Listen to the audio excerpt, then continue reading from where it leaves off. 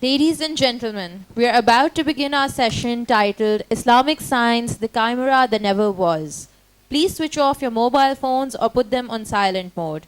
There will be a question-answer session at the end of the discussion. We would appreciate if complete silence is observed while the session is in progress. Please keep your questions short and precise and refrain from making a statement.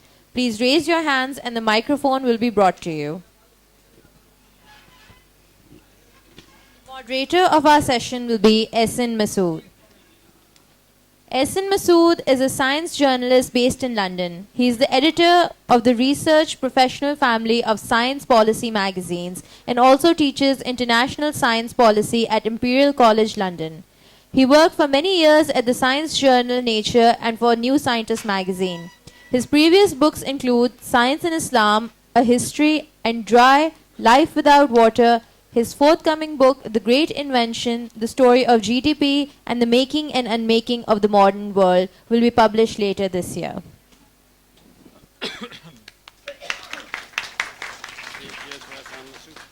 Thank you. Thank you very much. Welcome to this afternoon session, which is going to be all about science. I'm just looking at the panel, and I don't think we've got a scientist on the panel. Zia, are you a scientist? I pass. I used to be. Yeah, used to be. So that means that it's always good to have non-scientists talk about science. Much more interesting than scientists have to talk about science. Makes it quite boring. Very, very briefly, to my right, Ziauddin Sardar, the writer, the critic, the broadcaster, and the scientist. Sadia Mahmood, an assistant professor at Habib University. To my left is Raina Said Khan, who's an environmental journalist and has just published a book about water called Water in the Wilderness. I've just come from her session. You can't hear me. I need to learn to shout. How's that? Is that a bit better? Yeah. Okay, all right. Let me switch it on. And Ali Qasmi to my left, who's a professor of South Asian history at LUMS in Lahore. So I've asked all the panels, I'm going to do this slightly differently. I've asked all the panel one question, and we're going to hear their answers to this one question. And then I'm going to encourage some of you to have a think about that question as well. And then I'll ask the panel another different question, and then we'll have a bit of discussion amongst yourselves. And hopefully that way we'll get as many voices as we can in the next hour. So the question that I asked everyone before we started was, here at the KLF, Karachi Literature Festival, there is great literature in English and in Urdu and in other South Asian languages. There's almost no, Raina, in your session there's a little bit of science, but there isn't really very much science. So does that mean that we don't have any science to celebrate? There isn't any science worth celebrating, or that we just don't know where it is? And I'd just like to ask each of the panelists just to reflect on that just for a few minutes, and then I'm going to ask the same question of you, the audience. So Zia, starting with you. Is there any science to celebrate? Well, if I was an organizer of this festival, I will say this. If I was an organizer of this festival and you ask me, this is... Okay, can you hear me now? You still can't hear me? You need to hold it. Okay. If I was an organizer of this festival, and I was asked the question, why isn't any science in this festival, I will...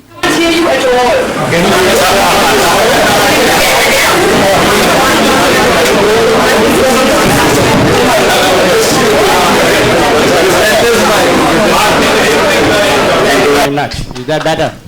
Yes. Thanks to science. Thanks to science. There is some science in the festival. Good. Yeah, there is some science. Actually, it's technology. But anyway, if I was the organizer of this festival and I was asked the question, why isn't there any science in? I will give two possible answers. One would be, this is a festival of literature, and scientists don't produce literature, basically. And as such, you should not really expect to see any science here.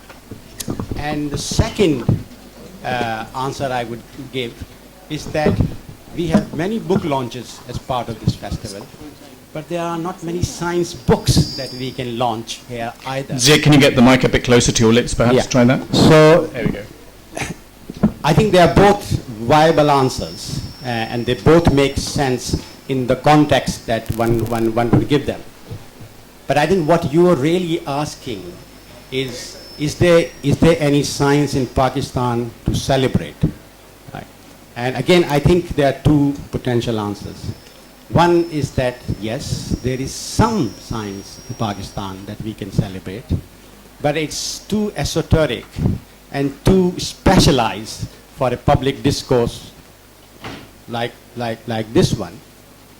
And second, no, in general, there's not much science in Pakistan to celebrate at all.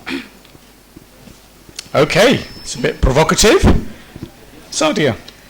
Well, I would start off answering your question by posing another question, and that would be to define what is science. So the answer would really depend on how we define or how we look at what science is.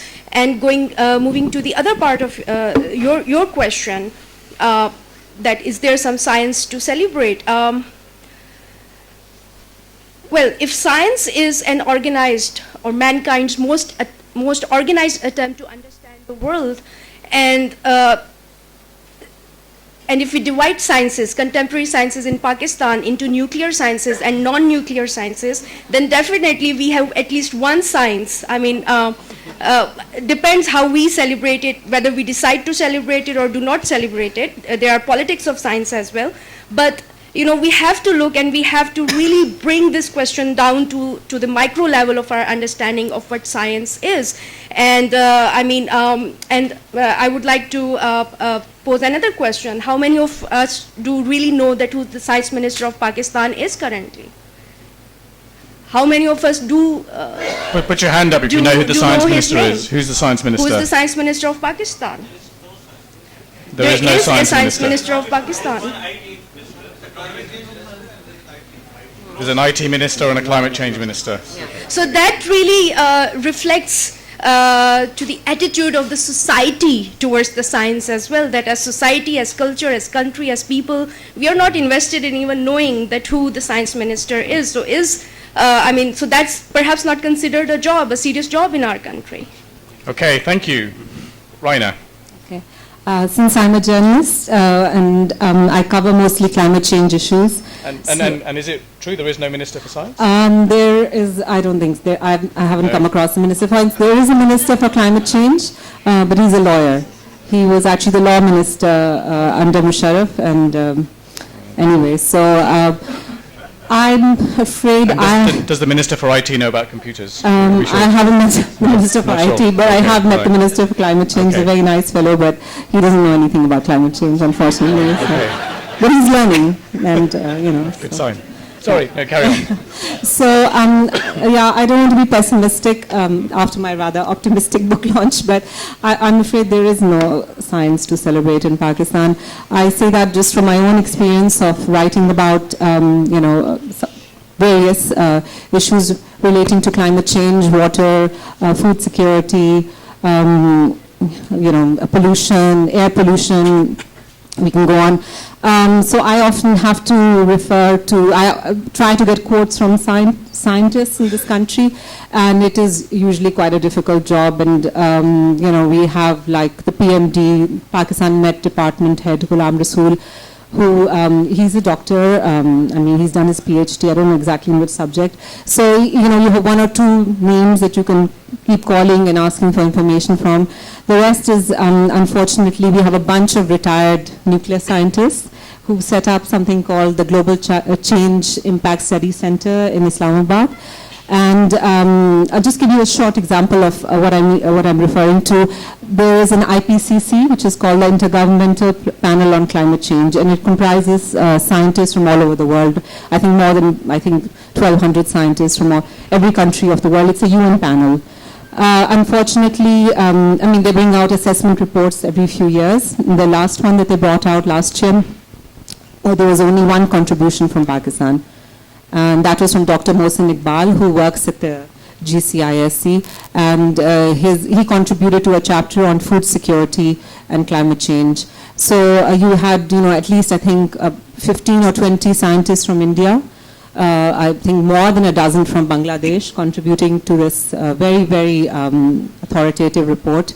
It's on climate change. It gives predictions and it looks at past, analysis and so just from that example, I really don't think we have much science to celebrate. The nuclear scientist that I think she was referring to, unfortunately, the most famous one is A.Q. Khan, and he recently celebrated a car that was powered by water. So, so there is some It science. was him. He was one of them, one of the many people who were celebrating. So there is some science to celebrate. Yes, There's some fools obviously. to celebrate. Well, I think I'll go with the panel. I agree there is not really much to celebrate when it comes to science, and but it does not mean that we cannot have discussions about it. There can be panel discussions about the present state of affairs as to why it's the case and what kind of a policy Pakistan needs to move forward. And it's not that this is an issue which is not of much public concern and that it has not been debated. It has been debated, especially in the last 10-15 years with Dr. Ataur Rahman. I disagree with many of the things which he has done, but still, he has been trying to push this to the public agenda and bring this into a public domain so that people can think about it, talk about it. Also, I think it's all the panels here, whether they are for sciences or for humanities, arts, literature, they're not too specialized. They're meant for an audience which can relate to it, understand things. It's not a very specialized audience. It's not like an academic conference. So what we can have actually is, like I said, debates about policies relating to science and also the philosophy of science as to what exactly are the philosophical ethical issues. It's very much tied with, so much is happening with regard to stem cell research and so many other things. These are not just scientific developments, they have very, very important ethical, religious, cultural implications which need to be discussed. But then you need people like Zia, to be present, and or maybe Richard Dawkins. And as you pointed out, we don't have what we have is Engineer Agha Waqar, the guy who invented this car. Although we do have, he's been here, I suppose, Pervez Hoodboy. He's a sort of, I sometimes see him as the nearest thing that Pakistan might have to a Dawkins. I don't know if you would agree. Well, okay, Yeah, to an extent. To an extent, yes. Okay, so in the audience, are you in agreement with your very distinguished and esteemed panel that there isn't really very much science to celebrate, or that the which there is actually nuclear science, and hooray, we're celebrating nuclear science. So, one at a time. Yes, the lady who's standing there. Tell us your name and if you have an interest. I am Shireen Saeed Khan. I'm a bit perplexed. The topic was Islamic science. We'll get to it. And we Don't talk worry. about Pakistan all the time. We will get to it. I stand corrected. Let's have another one. Yes. Tell us your name. My name is Amin. I'm not a scientist. The key. We can't hear you. That's fine. Let me try. The key to science is to being a scientist is critical thinking. And over here we have this deep sense of insecurity. कि Islam हमेशा खतरे में है. So whenever with that mindset you approach science or whatever, you never be able to see it objectively and hence critical thinking. So I think this is where Islam in science. Thank you. 6 more questions. Gentleman in the front who's sat there. Yeah. John, raise your hand. My name is Asad. I don't agree with that. We have a lot of science to celebrate. I would just say sir is saying. He said that there's not much of scientific literature available and we are here at a literature festival, right? That's what you said. What I believe is, I'm an engineering student, I know that a lot of literature that is related to science is not supported by many people. That is, when you write a literature related to any research, the government or anybody, any other organization does not accept that. And many of the times, there are many students especially who have graduated from universities in Pakistan and are writing research papers, and they have already written research papers, but they are unknown to the people outside here in Pakistan. So I believe that there is a lot to explore, but nothing So would you, has been given. are you then saying there isn't enough popular science? There's not enough popular science, or you can say people don't want to celebrate science that much. Okay, good point. Let's take some more. Gentleman at the back in the blue shirt and the beard. Yes, you, sir. Let's move on. I'd like to ask a counter question that Hay on Wye is supposed to be one of the most famous literary festivals in England. Do you celebrate science over there? Secondly, have you heard of Dr. Salimuzzaman Siddiqui, who happened to discover one of the elements, who happened to be a Pakistani? I'm sure that as a scientist you're aware of Mendeleev's periodic table, and a Pakistani scientist has contributed to that. Thank you. Two very good points. Salimuzzaman Siddiqui, the scientist worth celebrating. And I think the Hay Festival does do science book launches, but they don't badge it as such. Zia, you've been to Hay. No. Oh, they do. I mean, the question is not of so much celebration. There's a lot of science at big festivals in England. You'll get science books, you'll get science writers. You see, there's no a little bit closer to the. There is no tradition of science writers as such in Pakistan. I mean, if you go to Hay or Cheltenham or Bath, I go to a lot of these festivals, you'll always find new books on science, right? New books on, say, DNA research, new books on theoretical physics. I mean, vast number of books come out on theoretical physics, and you'll get sessions on that with the authors. So there's a very strong presence. Now, the one point is that most literature festivals in Britain and other parts of the world are not just literary festivals. They're basically festival of ideas, right? And therefore they include lots of other things which conventionally would not fit in the literature brief. And just, Raina, very briefly, I mean, you're a science writer, would you say that there isn't much science communication, or that there isn't a community of science writers here? I don't think there's much of a community of science writers. In fact, in my articles, when I get to what they call technical at Dawn, because I write mostly for Dawn, I get an email from the editor saying that this is really boring.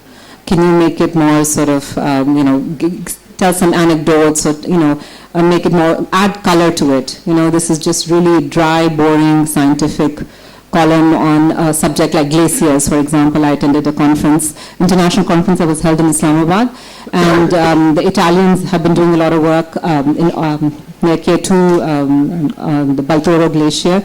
So they had these German, very famous, forgotten his name, German glaciologist who'd come from Bavaria.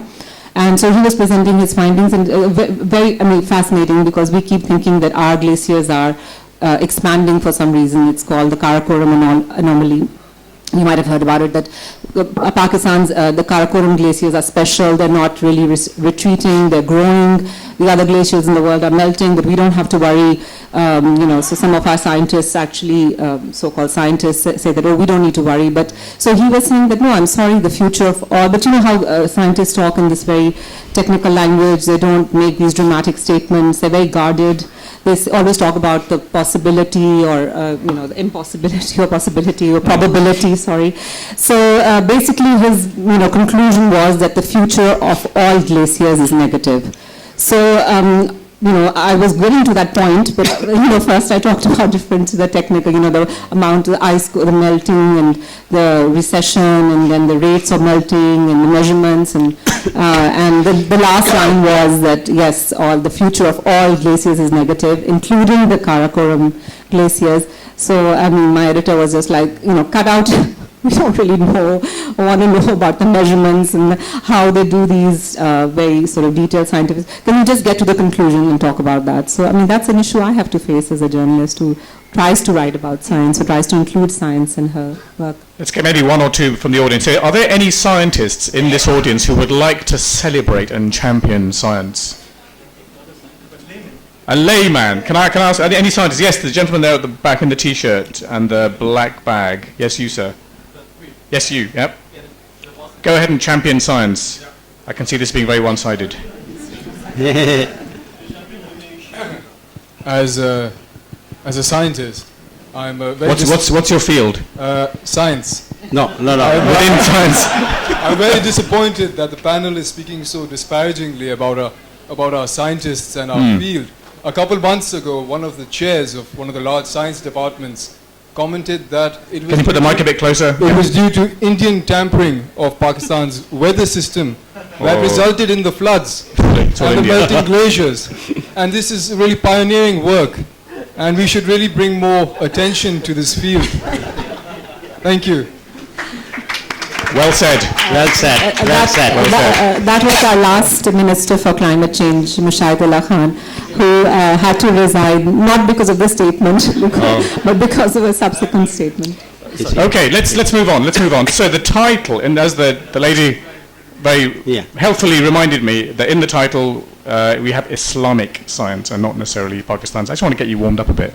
And I'm going to just really ask the panel now what Islamic science means to them. When they see that phrase, Islamic science, what does that mean to them? And I'll start with you, Ali. Be very patient. Don't look towards me. I mean, it's my connection to Islamic science is that my wife is a scientist. That covers the science part, and I have a... Sorry? A little bit closer to the mic. Okay. There you go. Sorry. So, so my wife is a scientist, so that covers the science part, and I have a beard, and that covers the Islam part. Yeah. Right. But I think Islamic science is a term, and we have someone who actually is one of the pioneers who developed this term, Zia, in the 1980s onwards, and then the people like Muzaffar Iqbal and Hussain Nasr. And the idea was that there could have been, and there still possibly is there's a possibility that there can be an alternative to what we realize or we understand as science dominated by the West or developed in the West. And because that has developed, there's a specific historical trajectory, and that it has certain metaphysical values which have come from, to start with, Christian theology and then Enlightenment and then so on and so forth. And that is why there's a specific idea of reality which is reflected in science, and that science is not value-free. Or that science is not simply about universal valid facts. It can have certain constructions, cultural, social, religious, philosophical as well. And keeping that in mind, the idea was, I don't know how much Sardar has moved on from that there can be a possibility. But the problem is that this is fine, this philosophical debate is fine, that has been there in the Muslim societies for a very long period of time.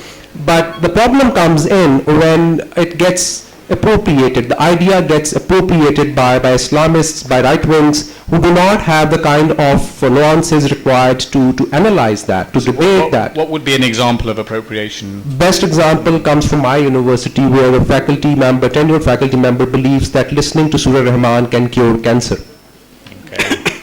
So that's the kind of problem which comes up when you talk about Islamic science, and that's where it needs to be sorted out. Okay, so Sadio, where do you stand on Islamic science? What does it mean to you? So going back to the title, if we have to say that if there ever existed something that we can now call Islamic science, the simple answer is yes. The Islamic civilization had triggered advancement in sciences, in medical sciences, which were actually a result of upcoming Islamic civilization. I would like to put it out that I'm not coming from a point of view of an Islamist or someone who celebrates religion, but rather I would refer to Thomas Kuhn's the idea of paradigm shift. So Thomas Kuhn was a philosopher of he was a physicist, but he developed the first ever course at MIT that taught history of science. So he talked about paradigm shift and the crisis the societies and the communities of scientists they face that in fact lead to scientific discoveries. So first of all, we have to understand what is the question that we are asking, and we have to and then according to our understanding we have to move forward in order to whether accept what we want to say or reject what we want to say. So I mean, as a scholar of religious studies, I know that a shift in religious thinking in West actually led to the to discoveries and advancement of modern science.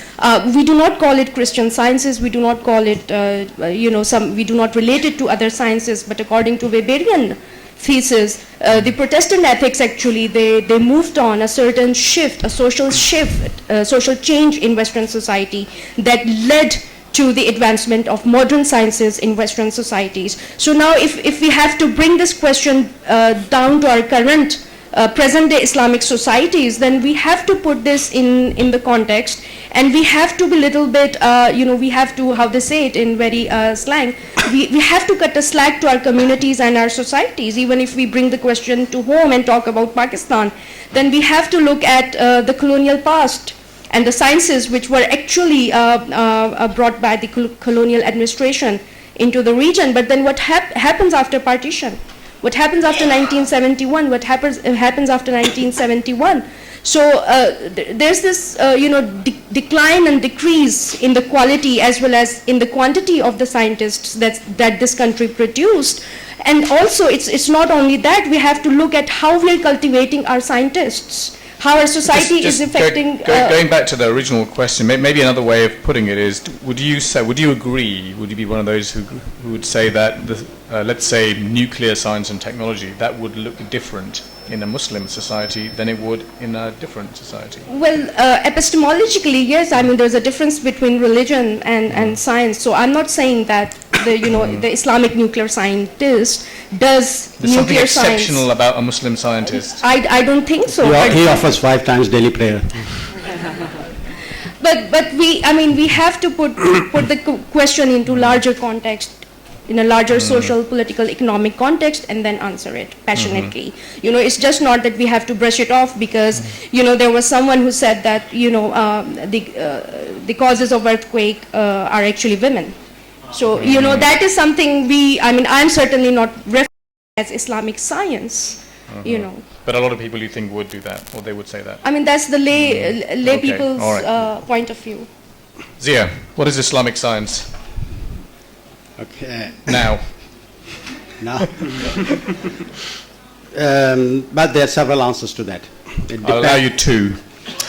It depends who is asking the question. Now, first of all, as Ali pointed out, I'm guilty of starting the whole Islamic science debate. I mean, way back in 78, I wrote it. 77, I wrote Can it. you all hear, or should we just get Zia to be a bit closer there? Way back in 1978, I wrote a piece for a cover story for Nature, and then I followed it up and I moved to New Scientist with another cover story for New Scientist. Can science come back to Islam? And then a lot of other things happened, and as Ali pointed out, I participated in the debate. There's one fundamental mistake I made, and that fundamental mistake was I assumed that Muslims are intelligent, well-read, clever people. That was a very serious mistake on my part. Now, because the level of the debate was exceptionally high, it was a discourse, and in the places that it was being discussed. So it's me culpa, I am guilty of starting this whole debate, and I apologize for that. So come back to the answer. Who is asking the question? If you are a scientist, then the answer is no. Why? Because scientists are the least people who know anything about science. Scientists know a great deal about the subject they are researching in. So, for example, a biologist working on cell biology would know a tremendous amount on cell biology. Or a theoretical physics working on elementary particle or quantum physics would know a great deal about quantum physics. But he knows nothing about how science as a process works. He knows nothing about the overall picture of science, right? And therefore, to actually talk to him, and he assumes that science is a value-free enterprise, it's international, and he can only ask certain questions. He can ask question, for example, that if I am doing research on AIDS, he could ask very specific questions about how certain drugs may work on certain diseases. But he cannot ask the question, why should I research AIDS and not diarrhea, when in my society most people die of diarrhea rather than of AIDS? Now that's a very fundamental question, but it requires stepping back, and that's what a scientist cannot do. So my answer is, you're very clever in the science you do, but you're not clever enough to actually understand this particular discourse, so don't bother with it. That's my first answer. If you are a historian, then the answer is yes, because historians know that there is a period in history which is actually known as for Islamic science. So if, for example, you look at George Sarton's Introduction to the History of Science, which is 4 huge volumes, just after the first volume, when Greeks and all the Romans are finished, you come to the Islamic period, the Muslim period, and he divides each period by the name of a particular scientist. So the first Muslim period is the age of Abu Wafa. Then you go to age of Al-Batani, and so on, the age of Ibn Haytham, the age of Umar Khayyam, right, and so on. And he actually says this is the period of Islamic science. So a historian would immediately understand what I mean by Islamic science. That in history there was something that was produced in Muslim societies, right, which the historians themselves has labeled as Islamic science. So that's fine. But if you are like Ali or Sadia here, and you come from a social science background, if you've done some sociology of knowledge, etc., then the answer is yes. Why? Because you know that knowledge production in contemporary times is ideologically and politically biased. That the way we produce knowledge has certain inbuilt biases in it, and these inbuilt biases are biases of a particular culture and civilization, and of particular political institutions and funding, and so on and so forth. So it's very, very easy for one to discuss what is happening in science, how science can be reshaped, what are the issues of politics, what are the issues of ethics, which are very, very important nowadays. Almost every advance in science, not in Pakistan because there is no science here, but every advance of science in most of the rest of the world raises ethical questions which can only be asked, which can only be answered by a public discussion about ethics, in a sense. So for these people, the answer is yes, there is such a thing as Islamic science. But my overall answer is no. There is no such thing as Islamic science, because the Muslim world is full of fools who have absolutely no idea of discourse, and they will pollute and pervert the discourse. And in fact, about 10 years ago, I wrote an article in New Scientist saying, yes, I started the debate, but I will have nothing to do with this debate, because so much rubbish has been promoted in the name of Islamic science that I feel ashamed that I have done something like that. So hold your questions. Let's hear from Rainer, and then we'll have as many of you as we can. Rainer, what does Islamic science mean for you? Okay, so I'm not an academic journalist. Although I will say one thing. I mean, just coming from your own book session, many of the stories of water conservation that you've been talking about seem to be ones that are very, dare I say it, pre-modern. They're quite older ways of doing things, and you could perhaps put that into an Islamic paradigm, couldn't you, potentially? Or could you not? Okay, I'm going to skip that and go back to the Islamic science. Okay, go on then. That for me, that was the golden period of Islam that produced this, so amazing inventions and ideas that actually sparked, of course, the Renaissance in Europe.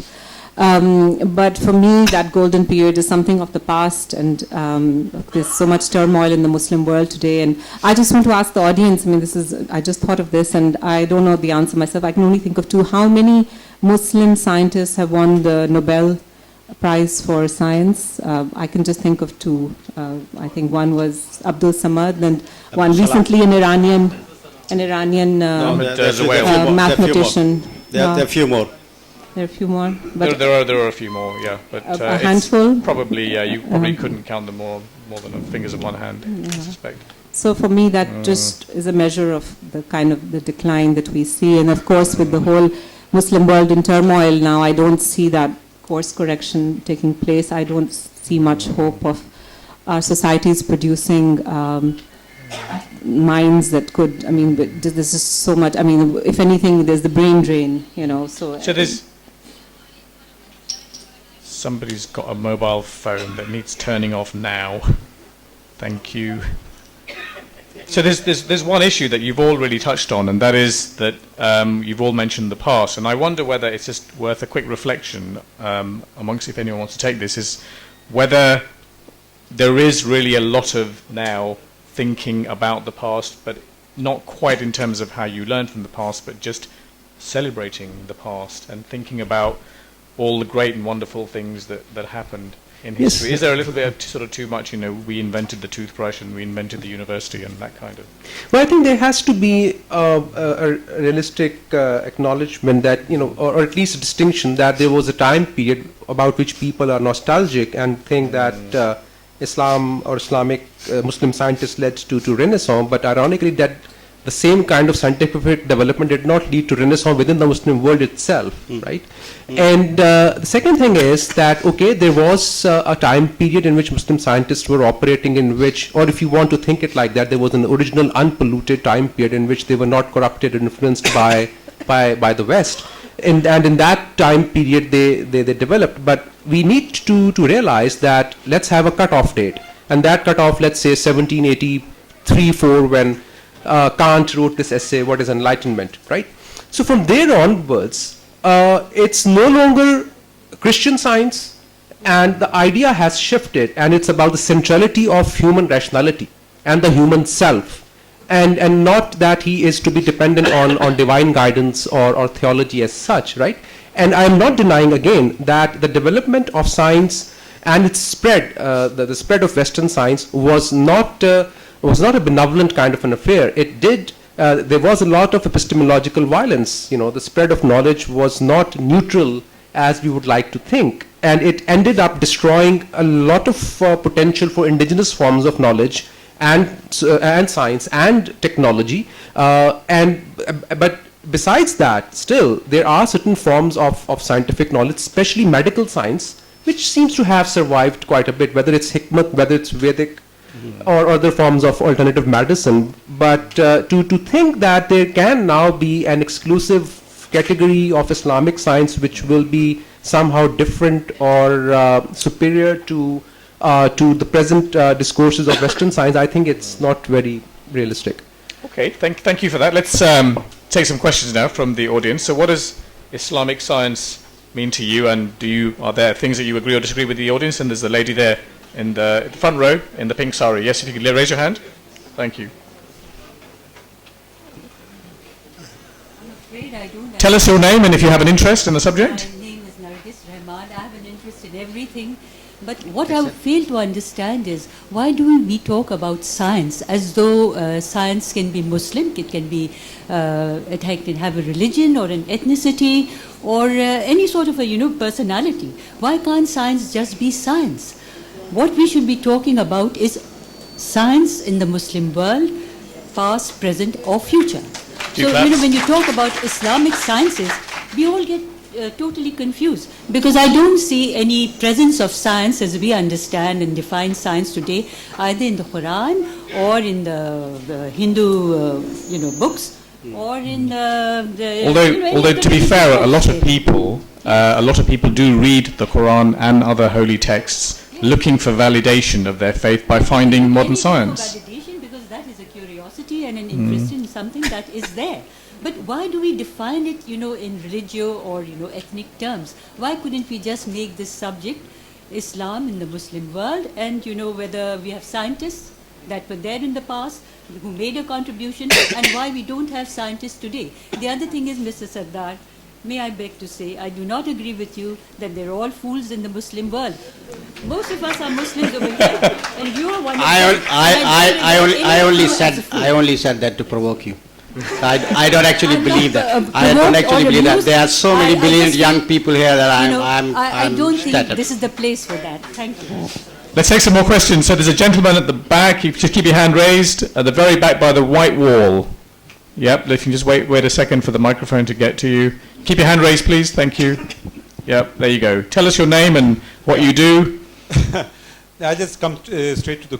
No. Tell us your name and what you do. What's your interest here? My interest is science and religion, and I Okay. think there is a profound interest. For a Muslim, if you take away science from religion, there is no religion. Because the Quran repeatedly talks about reflect on nature. 1/8 of the Quran is on nature. When we talk about science in the modern world too, there is so much. You did hint on that, but you didn't get a response. Example of the Prophet, we know water is scarce today, and the Prophet said don't waste water even when you're using it for prayer time. There is on conservation, there is on planting trees. So there is a very big linkage. If you just remove religion from science completely in Islam, it's a husk of the true thing. It's not just reading why so many verses in the Quran. If it could have just said read your prayers, keep your fast, go to Hajj, that's it. 4 verses, Quran done. It's not that. So it is all about reflection. Now what you understand by science, it's ethical, it's conservationist, it's environmentalist, and all these things we are now coming and learning. Learn from the bees and learn from the birds, learn from insects. So what are these messages? It is what Islam is actually saying is, if you take science out of Islam, you don't have Islam. When you compare it to the West, in the West and Christianity in particular, they went the complete other cycle. There was so much nonsensical things being said from the pulpit that there was that divorce took place. We should not let that divorce take place in Islam. So let's hold that to a really interesting thought. I just want to get a comment from Zia and then from Ali on that point quickly. Yes. I knew you would come to me. Okay. I first of all totally agree with the lady in the pinks with nuggets that let's just talk about science. To begin with, there is no science in Muslim societies, most Muslim countries, right? So let's try and get some science in. And then I agree with Amin that before you can have science, you got to have a scientific culture in society, right? But before you can have scientific culture in society, you got to have a culture of questioning and criticism. Now we don't even have a culture of questioning and criticism, and we are talking about science. It is building castles in the air. Yeah. So we have to begin at the beginning. Let us learn to ask questions, and let us be tolerant enough so that if we ask difficult questions, we are not labeled, either as heretics or apostates or some other, or anti-Pakistan or so on and so forth. I think that's the first thing. I also agree with you, sir. I agree in such a way that I profoundly disagree. So what I'm going to do is this. I'm going to accept what you said, but I'm going to replace science with the word rationality. Right? And what the Quran teaches us, tells us, is to think, to reflect, to study. It doesn't use the word science. You agree with me? It doesn't use the word science at all. Because science, as it is shaped, has a specific meaning. Right? Hang on, let me finish. You had your say now. Let me finish. Yeah. So religion without reason, as you said, is a husk.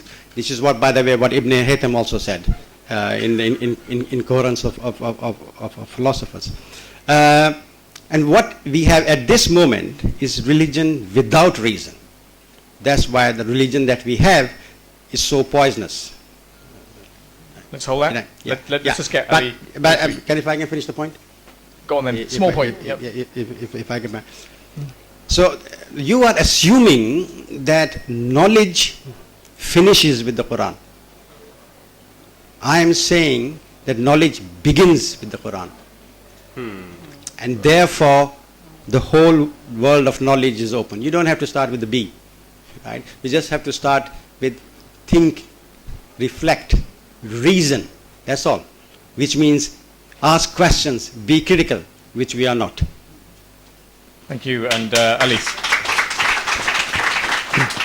Yes, I think on that's the gentleman's point there. Yeah. Yes, that you can adopt the Reedian kind of an approach and read the text the way you want to and arrive at the conclusion that everything which is to do with water conservation and ecology and democracy and human resource management has all been written down in the Holy Book, which is fine. But I think it also shows that these ideas developed in a specific context elsewhere, and it also shows that it was not really necessary to get the inspiration from the source that you're referring to. Secondly, I did not say that there has to necessarily be a separation between religion and science. I'm not at all the kind of person who believes that we are in the waiting room of history and that we have to emulate the pattern set by the West in order to progress and develop. I was just pointing out historical development which took place, that once, only when the Enlightenment tradition took a certain turn and it dissociated itself with the church, that what you refer to, what we understand as modern science, modernity is the key term here. It's not even science, I think. So this is when the modernity starts, and this is when human subject and human rationality becomes more important, and that's my point. Thank you very much. Let's take a few more questions, then we'll move on to another theme. So which side? Yes, the gentleman here, you've been very patient. In the light green shirt. There you go. So tell us your name and what you do. Thank you. My name is Kazim Saeed. My interest is in the history and philosophy of science. I think. Are you a student or do you teach that subject? I'm a student. I think that the panel is not being fair to the audience here by neglecting to define what they mean by science. If somebody in Pakistan, you're here at a lay people's conference event. So mostly I find lay people in Pakistan consider something to be scientific if it makes sense, if it's logical, as Zia Sahib has just said. Well, if it's reasonable, if there's reason or rationality in it, it's scientific. And you see that in the newspapers and on television a lot. But that's not science. So why don't you define science? Yeah, let me do that. I'm just getting there. Yeah.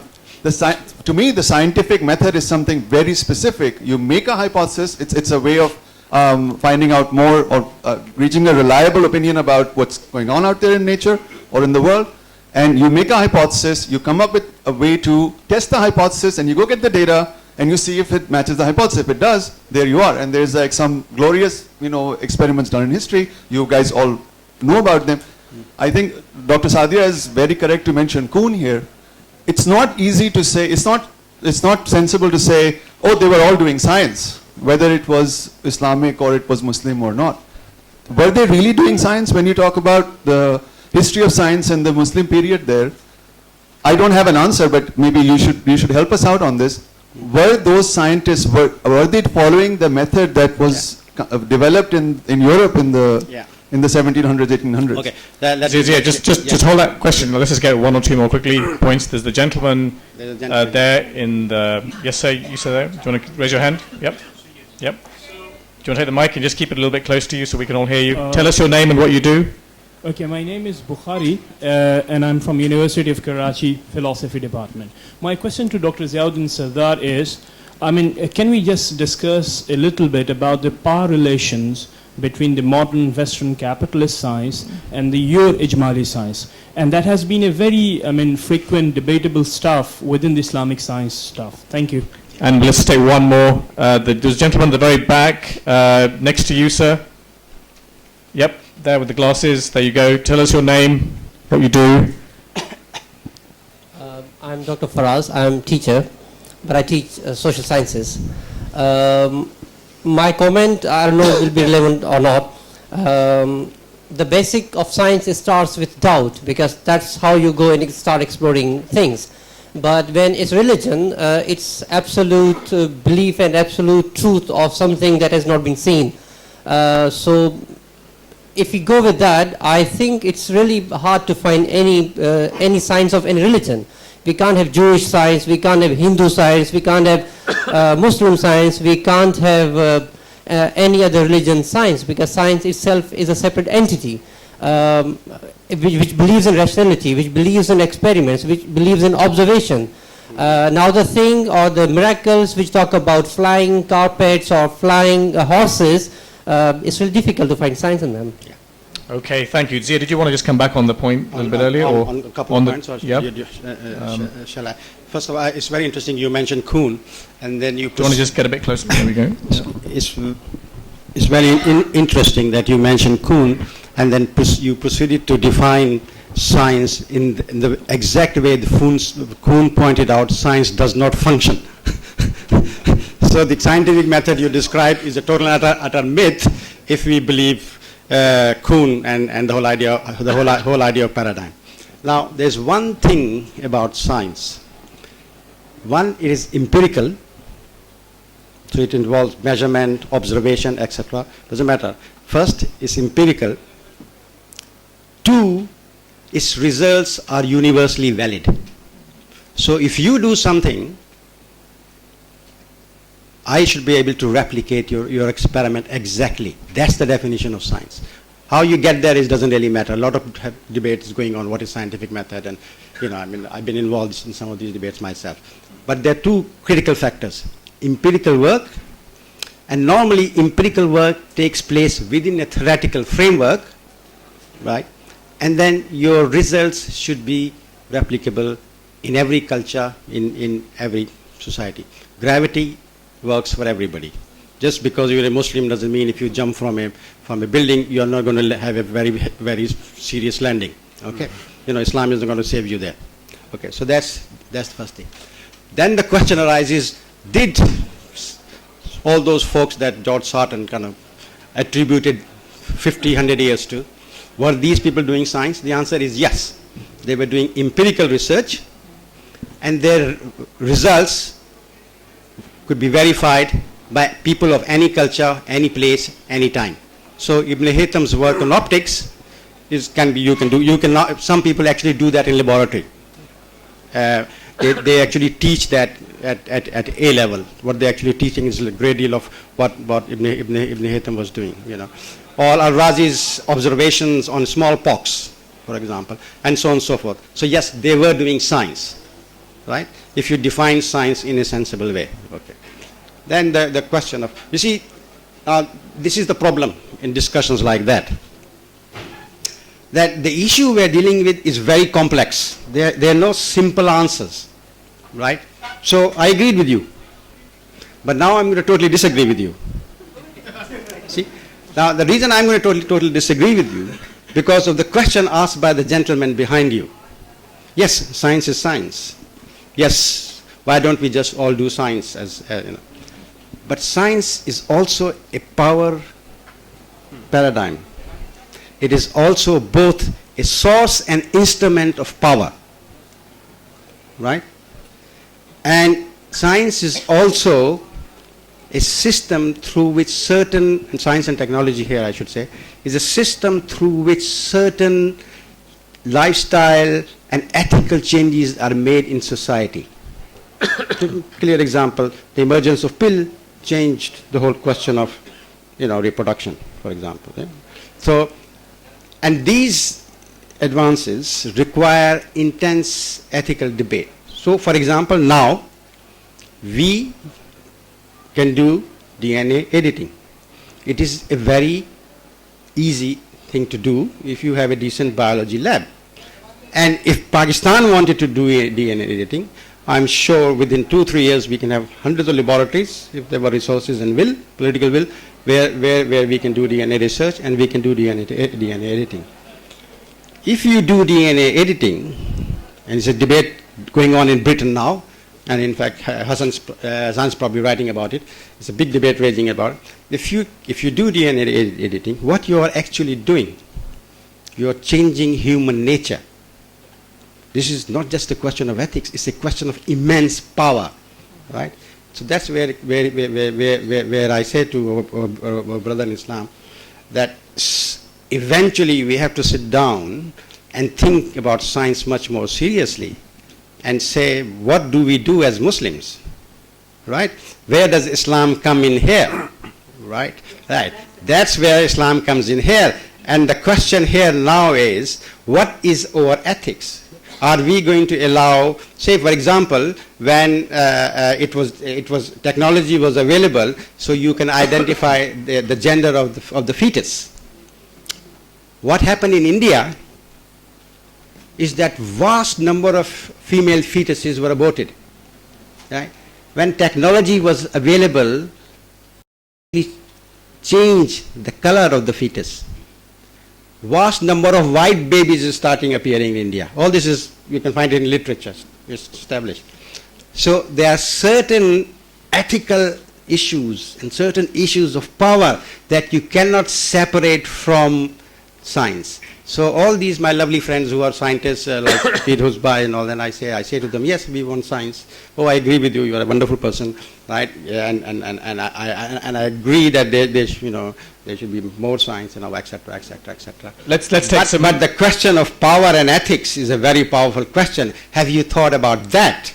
If you're criticizing Islamic science, I'm happy to say there is no such thing. But let's sit down and talk about the questions of ethics and power, right? And science is one instrument through which we are dominated as a society.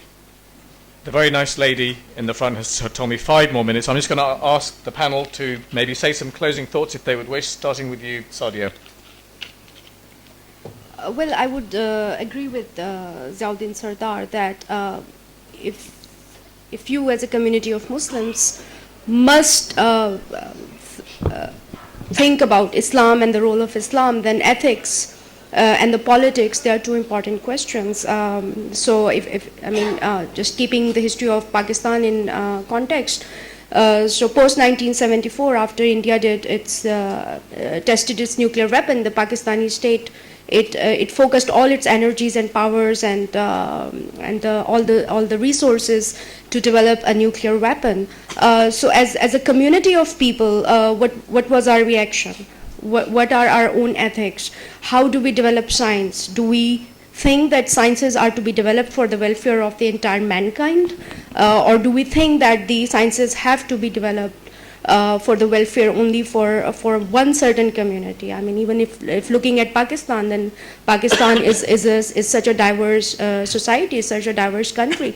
So what are the ethics of even doing science within our own country, and on what grounds do we have to develop it further?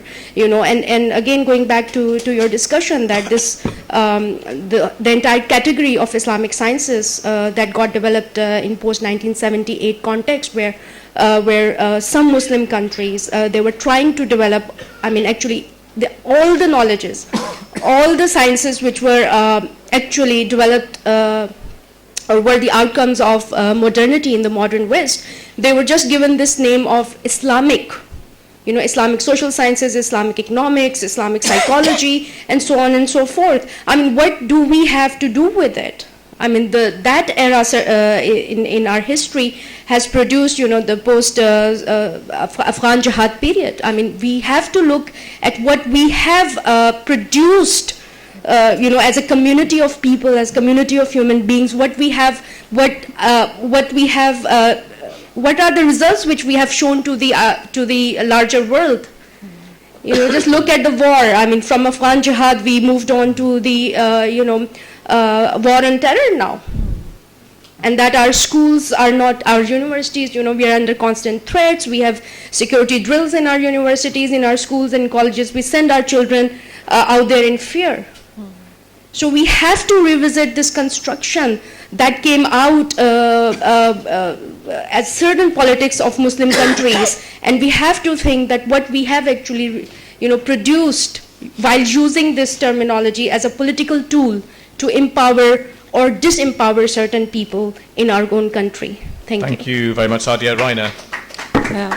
There was a famous quote after 9/11. I don't remember who said it, but I think it was a Pakistani. He said, well, it's very easy to fly these planes into the World Trade Center, but can any Muslim country actually try and manufacture these planes? And it was a quote in one of the reports, and that really stayed with me. And I think that sort of sums up my, we need more science. As a reporter, as a journalist who writes about environment and climate change issues, I feel that, I mean, whether it's a failure of our institutions because of other political reasons behind it, or all the upheaval that we find ourselves living in currently, there is not enough good science, not in Pakistan, not in the region.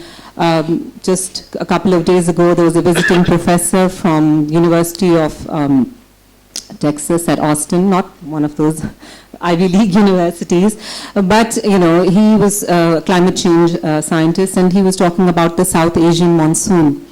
And his hypothesis was, well, his conclusion was that there is just no information on our record, there are no records available. And what he does is that he studies old civilizations like the Mayan civilization, and then, obviously in the US, he takes tree rings, cuts old trees and studies the tree rings and finds out historically the climatic variabilities.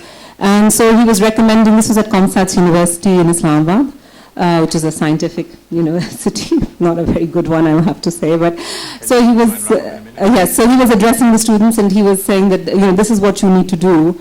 But I was just thinking to myself, who's going to go out there and collect these tree rings? And each squiggly line is hundreds of hours of work. And who's going to do it? Which students are there? I mean, which department is going to take this up? I think they're all here, and they will do that for you. Ali, can you round us off? Yes, I simply believe that this so much of emphasis on the need for Islamic science, and this nostalgia about Islamic science, it has to do with the idea of scientism, where we believe that science is something so remarkable and superior that we need to configure our religious views in accordance with science, and to show to the world that we are actually the ones who have contributed towards modern Western civilization. And it's not something peculiar to Muslims alone. You find similar kind of behavior on part of certain Hindu right-wing groups as well, who talk about Vedic science. So one needs to acknowledge that the Islam is a vibrant religious, living religious tradition. Quran is a text which inspires ethical, moral conduct of billions of people around the world, and that it does not necessarily have to be put to the scrutiny of scientific developments, and it should not be the real concern. And the real concern should be to look at and approach it as a text which is vibrant, which is living, and which can still inspire billions of people. That's a very lovely way to end. Thank you so much, Ali. Thank you, Raina. Thank you, Sadia. Thank you, Zia. Thank you. You've been a great audience, lovely questions, and have a great festival. Thank you very much.